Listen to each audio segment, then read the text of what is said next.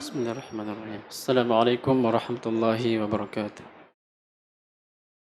إن الحمد لله نحمده ونستعينه ونستغفره ونعوذ بالله من شرور أنفسنا ومن سيئات أعمالنا من يهده الله فلا مضل له ومن يضلل فلا هادي له أشهد أن لا إله إلا الله وحده لا شريك له وأشهد أن محمدا عبده ورسوله قال الله تعالى في كتابه الكريم يا أيها الذين آمنوا اتقوا الله حق تقاته ولا تموتن إلا وأنتم مسلمون يا أيها الناس اتقوا ربكم الذي خلقكم من نفس واحدة وخلق منها زوجها وبث منهما رجالا كثيرا ونساء واتقوا الله الذي تساءلون به والأرحام إن الله كان عليكم رقيبا يا أيها الذين آمنوا اتقوا الله وقولوا قولا سديدا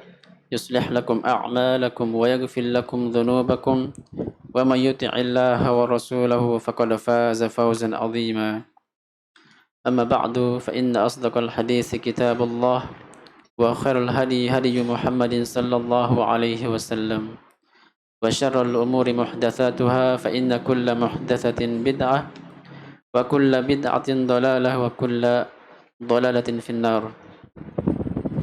Alhamdulillah, kita memuji Allah Azza wa Jalla dan kita bersyukur atas kesempatan yang Allah berikan kepada kita, kesempatan belajar ilmu agama, kesempatan beramal saleh, dan semoga Allah Azza wa Jalla memberikan kita istiqamah di atas amal saleh dan di atas belajar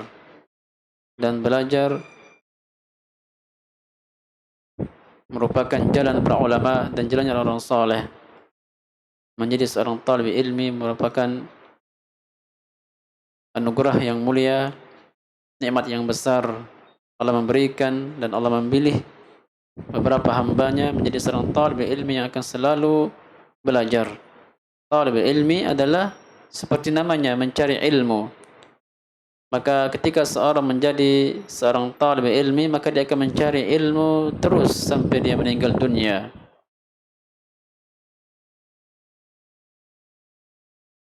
Maka tingkatan yang mulia Allah berikan pada seorang menjadi seorang talib ilmi. Maka menjadi seorang talib ilmi demikian seharusnya istiqamah, selalu belajar, tidak putus asa dan tidak putus di tengah jalan. Bahkan para ulama juga senang dengan gelar tersebut atau senang dengan nama tersebut, menjadi seorang talib ilmi. Jadi para ulama pun menjadi talib ilmi, orang-orang yang belajar ilmu agama. Apalagi kita sebagai hamba Allah Azza wa Jalla yang memasuki tahap seorang talib ilmi.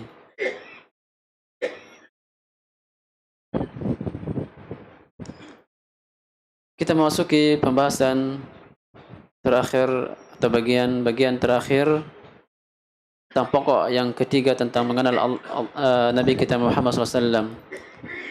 Pada kitab Usul Thalatha kita memasuki pada pembahasan tentang hijrah Nabi kita Muhammad SAW. Kita menyampaikan beberapa kisah ringkas dan ringan tentang Nabi kita Muhammad SAW. Bagaimana beliau Isra dan Mi'raj, naik ke atas langit untuk menerima syariat salat. Allah wajibkan salat 5 waktu di atas langit, menunjukkan akan mulianya salat, agungnya salat. Maka tidak boleh kita melalaikan, meninggalkan salat. Karena Nabi kita Muhammad diangkat dengan perjalanan yang jauh. Kalau kita tempuh dengan perjalanan normal, tidak akan bisa kita sampai ke sana. Saking mulianya salat. Maka hendak kita lakukan kelelahan yang kita dapatkan, kita rasakan ketika salat. Ingatlah betapa jauhnya Nabi kita Muhammad pergi untuk menerima syariat salat tersebut. Agar kita tanamkan agungnya, besarnya salat di hati kita.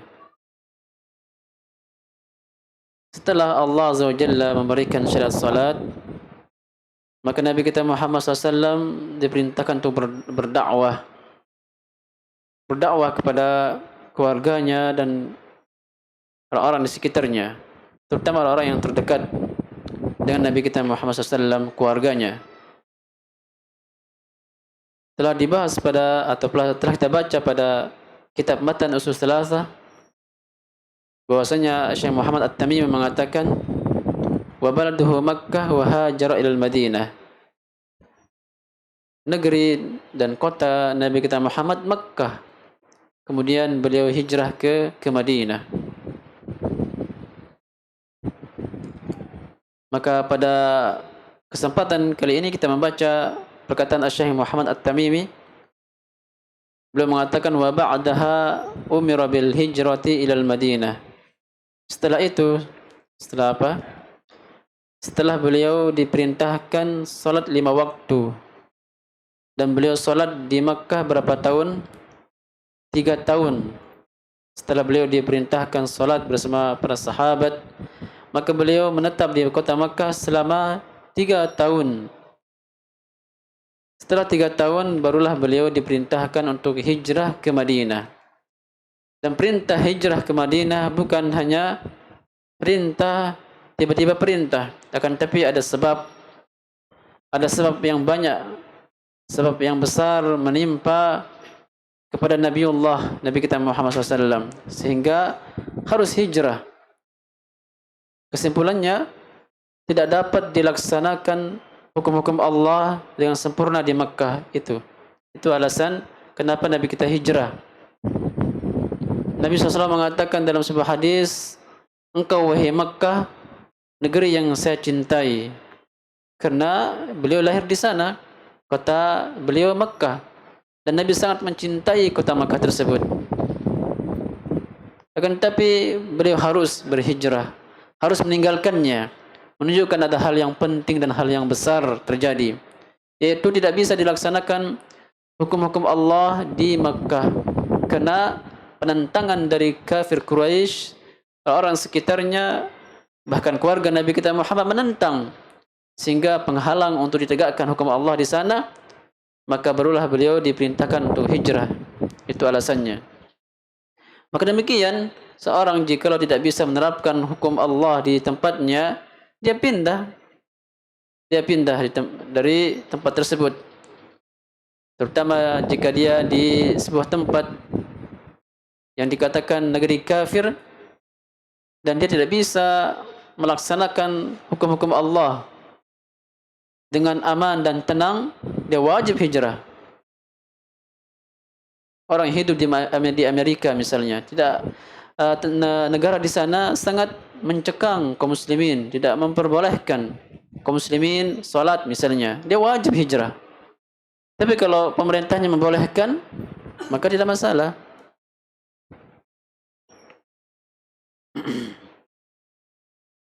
Maka dipertanyakan orang-orang yang masih senang dan tenang di sana, jika mengamalkan agama Allah tidak bisa di sana, lalu dia tenang di sana, dipertanyakan Islamnya.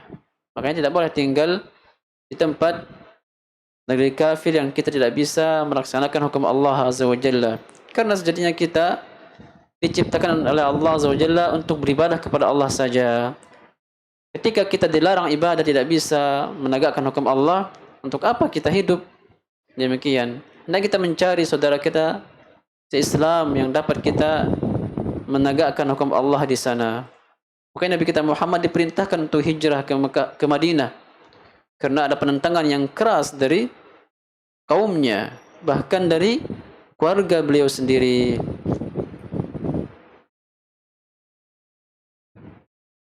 Dalam hadis Ummul Mukminin Aisyah radhiyallahu anha, bahwasanya Rasulullah SAW akan dikeluarkan dari negerinya yang tercinta Mekah. Rasulullah mengatakan dalam hadis ketika beliau dibawa kepada Waraqah, awa mukhrijiyahum, apakah mereka akan mengeluarkan aku, akan mengusir aku dari negeriku, dari kotaku Mekah? Maka Waraqah ibn Naufal mengatakan, "Na'am, iya. Engkau akan diusir, engkau akan dibuang, dimusnahkan. Thumma lam ya'ti rajulun bima ji'ta bihi illa udhiya." Karena tidak ada seorang pun yang datang kepadamu membawa agama benar yang kau bawa ini, melainkan mereka diusir semua. Jadi Nabi kita Muhammad diusir, bukan hanya Nabi kita saja. Nabi-nabi sebelum Nabi kita Muhammad, para rasul sebelum Nabi kita Muhammad diusir juga. Bahkan penentangan keras terjadi pada nabi-nabi sebelumnya. Sehingga dapat dibayangkan sampai nabi-nabi sebelum Nabi kita Muhammad tidak sabar melihat umat ini. Pembangkang yang luar biasa. Pembangkangan yang luar biasa, nabi-nabi sebelum kita tidak sabar, mendoakan. Sehingga berubahlah tanah yang subur menjadi tandus dan diazabnya orang-orang sebelum kita. Nabi kita Muhammad, istimewanya beliau dan cintanya beliau kepada umatnya, beliau tidak inginkan hal tersebut. Maka Nabi kita Muhammad dikenal dengan rahmat dan kasih sayang kepada umatnya.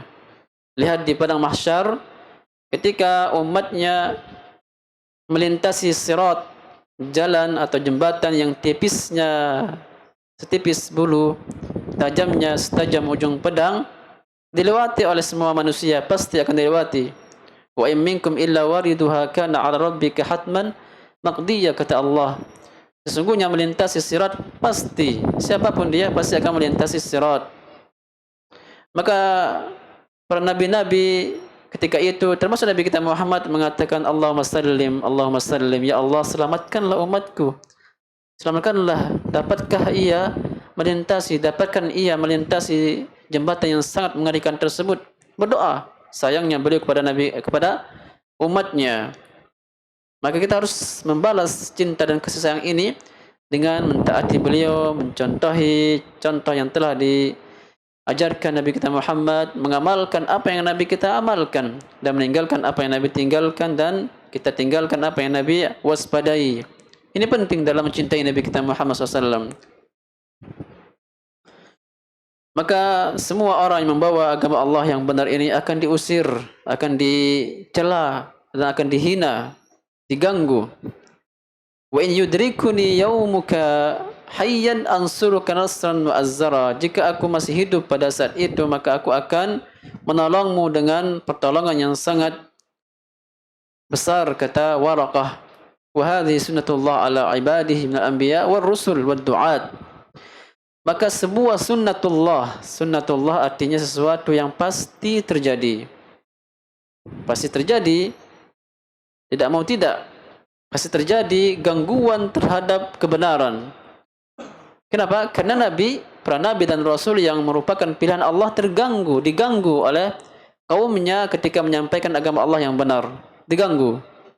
Diberikan cobaan dan ujian. Maka itu artinya orang-orang yang mengikuti jalan para nabi akan diganggu juga. Para sahabat juga demikian, para da'i yang menyeru kepada Islam yang benar, yang menyeru kepada tauhid akan diganggu. Makanya lihat orang yang berdakwah kepada tauhid, memperingati manusia dari bahaya syirik, diganggu, diusir dan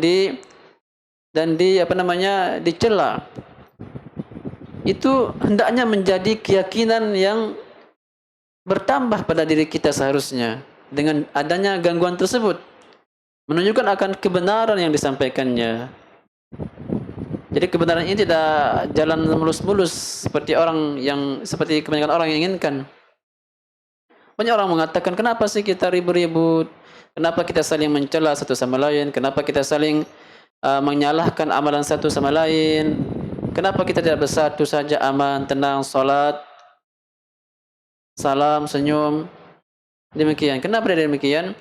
Karena Nabi kita demikian juga. Ketika menyampaikan agama Allah tidak demikian. Maka seorang harus istiqamah dan bersabar ketika mendakwahkan Islam yang benar, mendakwahkan tauhid, menyeru kepada manusia, menyeru manusia kepada Allah Azza wa Jalla, beribadah hanya kepadanya. Tidak boleh seorang dai menurunkan atau mengurungkan niatnya untuk berdakwah, untuk menyampaikan tauhid, memperingati manusia dari bahaya syirik, bahwasanya syirik akan menghapuskan semua amal saleh dan dapat mengeluarkan seseorang dari agama Islam dan dapat mengekalkan seseorang di dalam neraka jahanam. Bahaya. Maka seorang dai ini harus menegaskan, menjelaskan kepada umat akan bahaya syirik.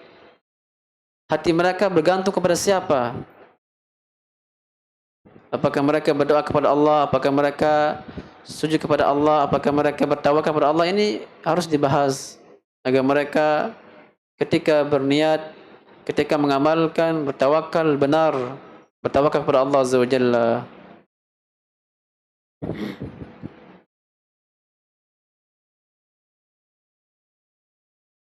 Setelah turun wahyu kepada Nabi kita Muhammad dan risalah, maka Nabi kita Muhammad semangat berdakwah. Berdakwah kepada tauhid dan memperingati manusia dari syirik dan memperingati bahaya syirik tersebut dan bahaya menyembah patung dan berhala. Dan beliau memulai dari keluarga terdekatnya. Sebagaimana yang Allah perintahkan, wa anzir ashiratakal aqrabin. Maka berikanlah peringatan terhadap keluarga engkau yang paling terdekat, paman, saudara dan orang-orang terdekat keluarga, family. Hendaknya pertama kali didakwahkan. Maka dengan demikian seorang sudah memulai dari terdekat dan terdekat. Karena Nabi kita memulai dengan demikian. Ibnu Abbas radhiyallahu anhu mengatakan, tak kala turun ayat wa anzir ashiratakal aqrabin, ingatkanlah keluarga terdekatmu tentang bahaya syirik, tentang haramnya menyembah patung dan berhala. Wa rahtuka minhumul mukhlasin, kharaja Rasulullah hatta sa'ida as-safa. Maka ketika itu Nabi keluar ke Bukit Safa. Fahatafa ya sahibah, ya sabahah. Fahatafa ya sabahah. Ketika Nabi diperintahkan untuk memperingati keluarga dari bahaya syirik dan menyembah patung, maka beliau keluar ke Bukit Safa memanggil keluarganya. Faqalu man hadza fajtama'u ilaihi. Orang-orang yang dipanggil untuk berkumpul di Bukit Safa bingung dan heran. Siapa ini yang memanggil lalu orang pergi kepadanya, berkumpul kepadanya? Faqala ara'aytum in akhbartukum anna khaylan takhruju min safahi hadzal jabal. Maka Nabi Muhammad mengatakan, bagaimana pendapat kalian jika aku kabarkan kepada kalian ada pasukan kuda yang akan menyerang kalian dari lereng gunung tersebut, dari kaki gunung tersebut akan menyerang kalian, ada musuh menyerang kalian. Apakah kalian akan membenarkanku atau mendustakanku? Akuntum musaddiqiyya, apakah kalian membenarkanku atas kabar tersebut? Qalu ma jarabna 'alaika kadziban. Maka kaumnya mengatakan, orang-orang yang kumpul tersebut mengatakan, kami akan percaya wahai Muhammad, tidak pernah kami mendustakan engkau, karena engkau jujur dan karena engkau tidak pernah berdusta, kata kaumnya. Qala fa inni nadhirun lakum baina yaday 'adzabun syadid. Maka Nabi mengatakan, saya adalah memberikan peringatan kepada kalian bahwasanya di antara di hadapanku ada azab yang pedih. Azab yang pedih bagi orang-orang yang menyembah patung dan berhala, berbuat syirik. Qala Abu Lahab, maka Abu Lahab mengatakan, tabban laka, celaka engkau. Abu Lahab adalah paman Nabi kita Muhammad, namun lihat paman yang jahat dan jelek. Demikianlah keluarga tersebut, keluarga besar tersebut demikian. Ada kalanya paman itu baik sama kita, membela kita, sayang sama kita dan menganggap kita sebagai anak sendiri, memperlakukan kita seperti anaknya. Ada demikian. Ada juga paman yang lain atau bibi yang lain jahat sama kita, benci sama kita. Lawan daripada paman baik. Dan Nabi kita Muhammad demikian keadaannya. Abu Lahab, paman yang jelek dan jahat, melawan dan mencelakakan Nabi kita Muhammad.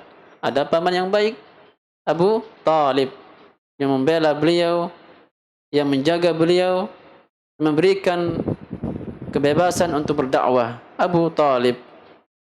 Makanya Nabi kita Muhammad sayang dengan Abu Talib. Bahkan beliau saking sayangnya kepada Abu Talib, beliau selalu mendoakan kepada Allah agar Abu Talib diampuni.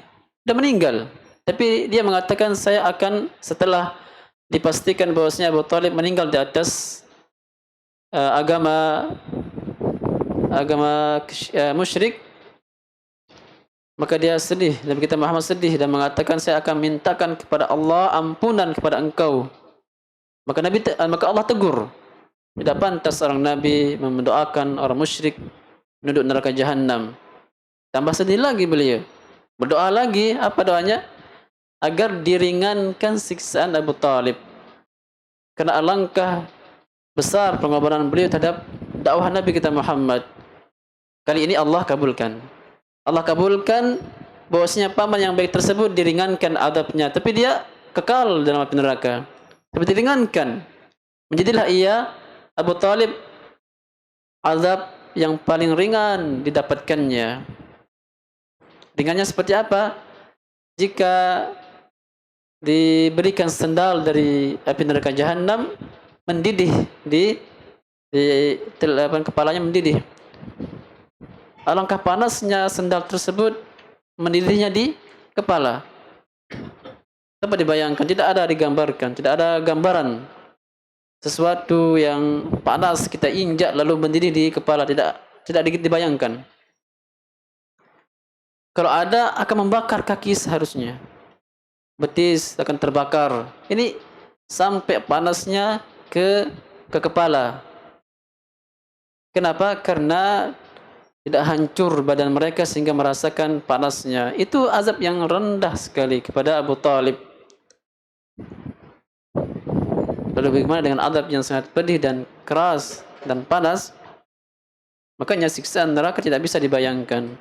Sebaliknya juga nikmat surga tidak dapat dibayangkan. Sesuatu yang lebih jauh dari apa yang kita lihat. Demikianlah sunnatullah azza wa jalla. Nabi kita Muhammad mencintai orang-orang baik. Demikian kita juga demikian mencintai orang-orang yang baik. Dan jika kita ingin dicintai oleh orang, maka hendaknya kita selalu menjadi orang yang baik, menjadi orang tua yang baik, menjadi kakek nenek yang baik, menjadi saudara yang baik, menjadi paman yang baik. Demikian agar kita cintai, harapan dapat doa dari mereka. Demikian orang baik. Terkadang anak kita banyak dan kita mengharap kebaikan darinya. Namun ada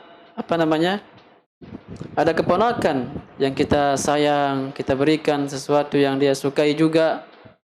Ternyata lebih ingat adalah anak keponakan. Lebih banyak mendoakan keponakan tersebut. Seperti Nabi kita Muhammad. Abu Talib yang ingat kepada beliau Nabi Muhammad SAW.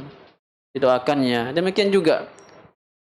Makanya kita selalu menjadi orang yang baik seharusnya. Walaupun bukan anak kita, orang lain pun misalnya diberikan bantuan, diberikan kemudahan dalam hidupnya, orang tersebut membalas kebaikan dengan doa. Terkadang para muhsinin, Masya Allah, didoakan oleh orang yang diberikan sesuatu padanya. Seorang penuntut ilmu yang dibiayai misalnya, tidak ada hubungan nasab, akan tetapi dia selalu berdoa di sana kepada sang muhsinin. Demikian.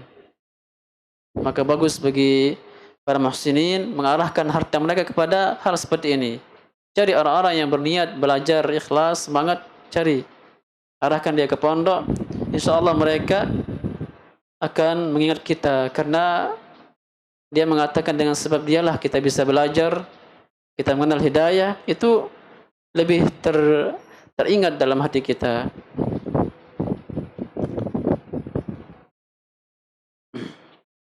Di samping kita juga perlu memperhatikan anak-anak kita agar semua menjadi anak yang soleh.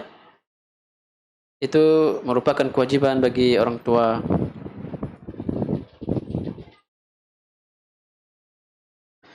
Abu Lahab mengatakan, tabban laka, celaka engkau ya Muhammad, ma jama'atana illa lihada, thumma qama. Ternyata engkau kumpulkan kami untuk ini saja, kata Abu Lahab, untuk mendengarkan ceramah Nabi kita Muhammad. Qulu la ilallah, katakan kalimat la ilaha illallah.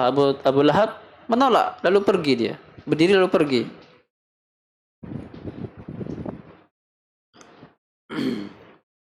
Fanazalat tabbat yada abi lahabin wa tab, maka ketika itu turunlah surat Al-Lahab, tabbat yada abi lahabin wa tab. Ketika dia mengancam Nabi, celaka engkau Muhammad, maka Allah membalas, yang celaka sebenarnya adalah Abu Lahab.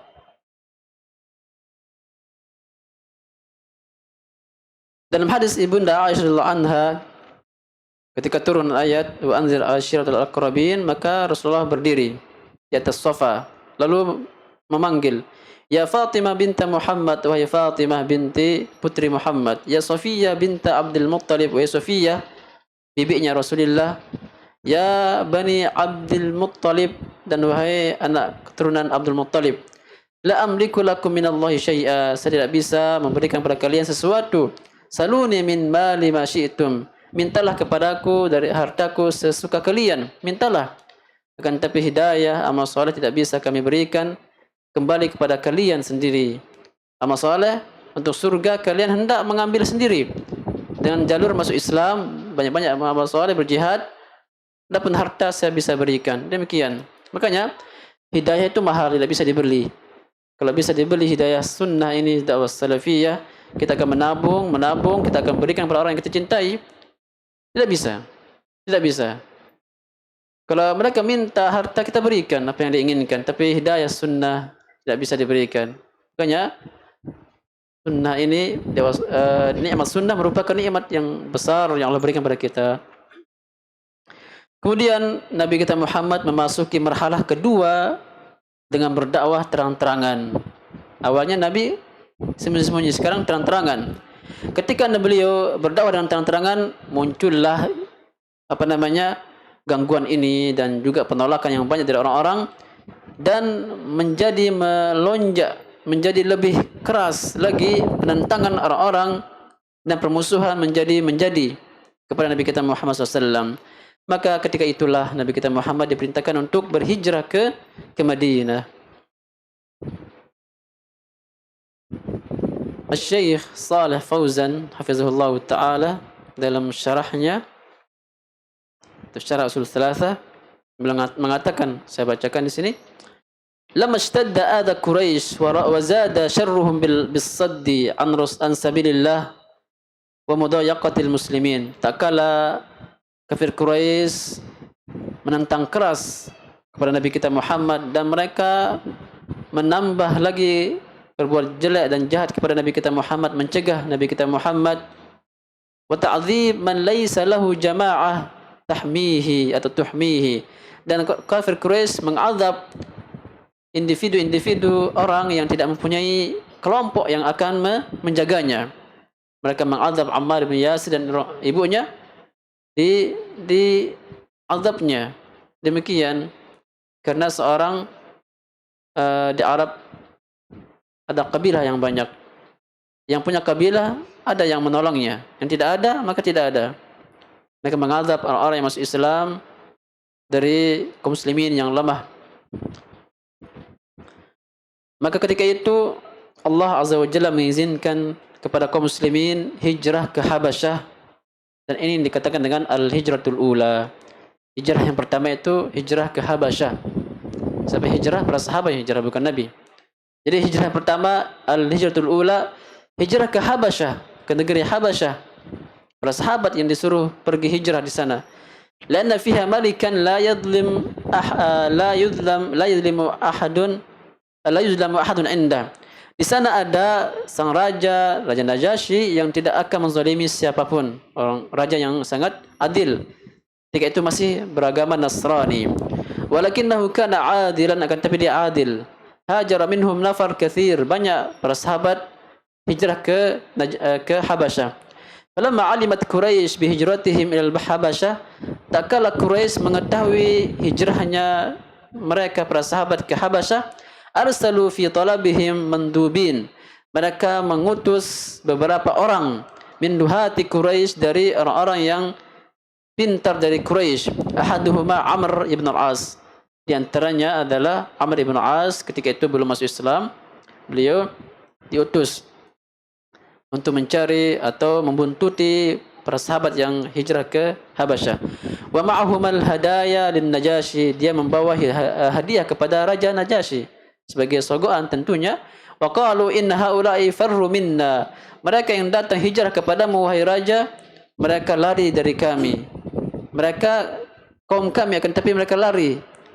Wahum aqaribuna nuridu an yarji'u wa innahum ashrar, kami menginginkan kepada raja agar mereka diusir dan disuruh kembali ke Makkah karena mereka orang-orang yang jahat, kata mereka kafir Quraisy. Kata Amr ibn al-As, la yusiduna fi baladina, agar mereka tidak membuat kerusakan pada negerimu.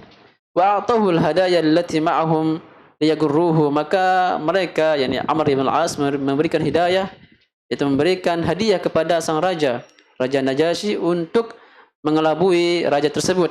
Walakinnahu rahimahullah istada'al muhajirin wa sami'a minhum, akan tapi raja tersebut adil, memanggil para sahabat yang hijrah tersebut yang dikatakan dengan muhajirin. Makanya ada sahabat muhajirin, ada ansar. Al muhajirun wal ansar walladzina tabauhum bi ihsan.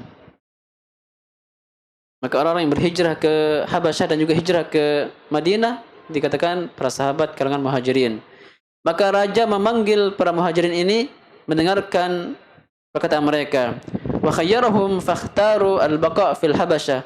Raja memberikan pilihan, apakah kalian kembali ke Makkah atau tinggal di sini bersama kami. Maka mereka memilih untuk tinggal di Habasyah karena nyaman, bisa beribadah, bisa berdakwah di sana, tentu lebih aman daripada Makkah yang mereka diteror terus dan dikejar dan disiksa. Faraja al-manduban khaibin, maka mereka, yaitu utusan Quraisy, Amr ibn al-As, kembali ke Makkah dalam keadaan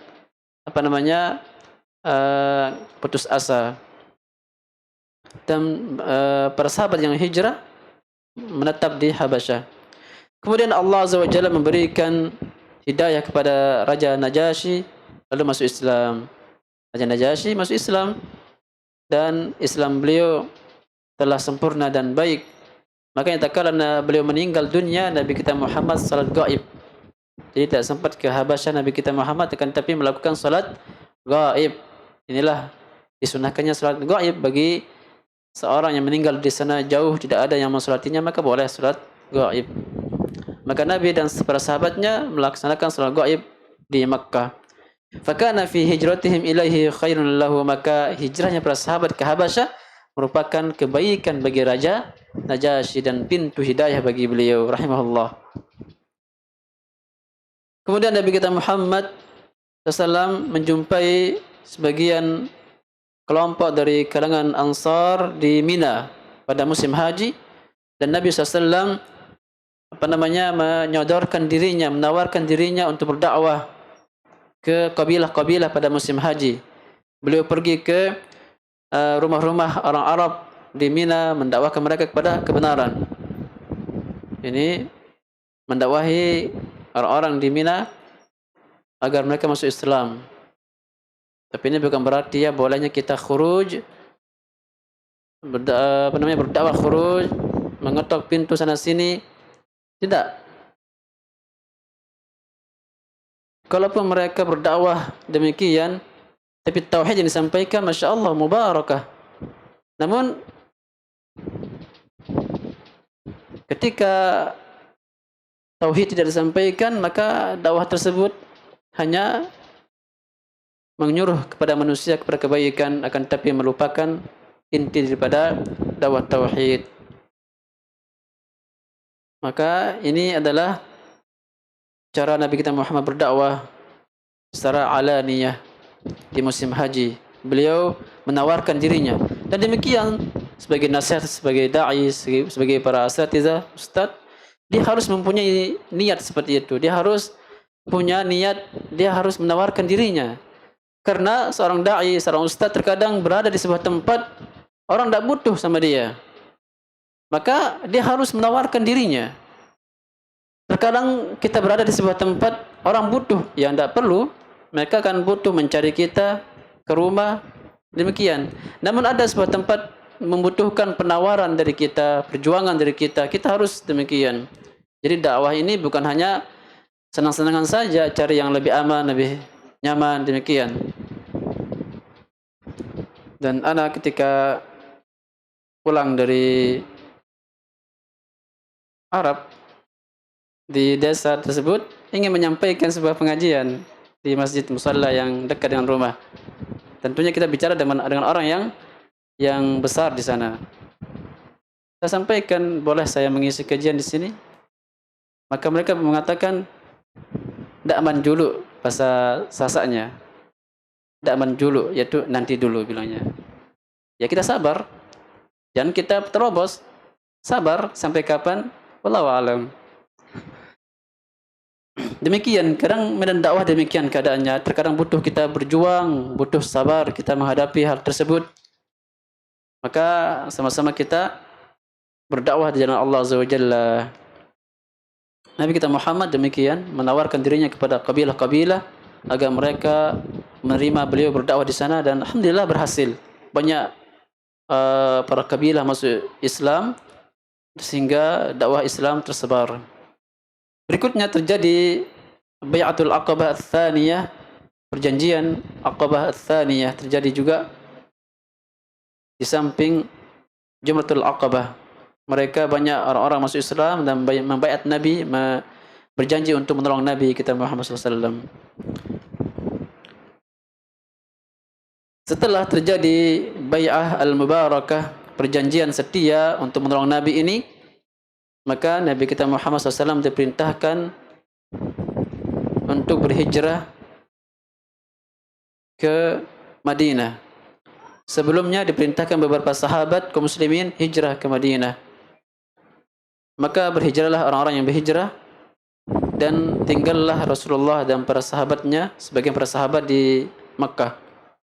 Kemudian setelah itu Nabi kita Muhammad akan segera berhijrah.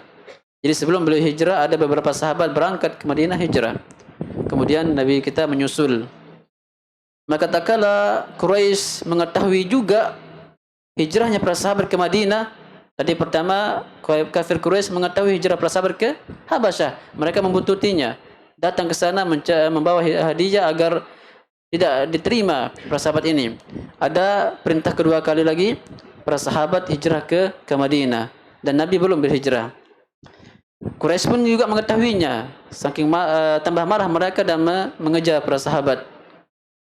Maka pada suatu hari Nabi kita Muhammad akan berangkat hijrah, dan di rumah Nabi kita Muhammad di sana ada Ali yang tidur di tempat beliau tidur menggunakan selimut yang Nabi biasa gunakan, sehingga kafir Quraisy mengepung rumah Nabi kita Muhammad. Dirasakannya ada seseorang di dalam, pasti ini Nabi, karena itu rumah Nabi kita Muhammad, padahal ada Ali di dalamnya. Maka Nabi kita Muhammad keluar di hadapan mereka. Itu ditaburkannya pasir mukjizat dari Allah Azza wa Jalla. Nabi kita Muhammad keluar di hadapan orang-orang yang mengintai mengepung rumah Nabi kita Muhammad. Jadi tidak kelihatan beliau keluar. Izin Allah Azza wa Jalla demikian. Lalu ketika Rasulullah sudah keluar, lalu masuk ke gua Hira, maka kafir Quraisy masuk ke rumah Nabi kita Muhammad, ditunggu kok tidak keluar gitu kan, ada orang di dalam. Mereka masuk, ternyata ada Ali di sana. Mereka kembali lagi mengejar, mencari celah-celah yang bisa dicari, sampai mereka membuat pengumuman, barang siapa yang mendapatkan Muhammad, maka dia mendapatkan sekian-sekian. Diberikan upah bagi siapa yang mendapatkan Nabi kita Muhammad, baik dalam keadaan hidup atau mati. Demikian permusuhan orang kafir Quraisy, gencarnya mereka memusuhi Nabi Allah dan bencinya mereka terhadap agama Allah Azza wa Jalla. Makanya sampai para malaikat atau malaikat penunggu gunung murka dengan keadaan umat seperti ini. Maka meminta izin untuk melimpahkan gunung tersebut kepada mereka. Nabi mengatakan tidak, jangan. Innahum qaumun la ya'lamun, mereka tidak mengetahui. Aku harap anak keturunan mereka bisa masuk Islam. Itu kata Nabi kita Muhammad. Niat yang baik dari Nabi kita Muhammad. Niat yang baik dan akhlak yang baik, lembut.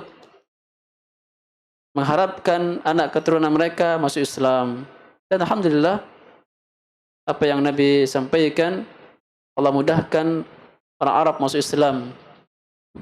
Yadkhuluna fi dinillahi afwaja. Ketika terjadi Fathu Makkah, ditaklukannya kota Makkah, maka masuklah Islam orang-orang berbondong-bondong. Idza jaa nasrullahi wal fath wa ra'aitan nas yadkhuluna fi dinillahi afwaja fasabbih bihamdi rabbika wastaghfir innahu kana tawwaba. Baik, insyaallah ini yang kita sampaikan pada kajian kita hari ini. Kedepannya kita akan membahas tentang makna hijrah. Insyaallah kita cukupkan sampai di sini. Jika ada soal jawab dipersilahkan, sisa waktu.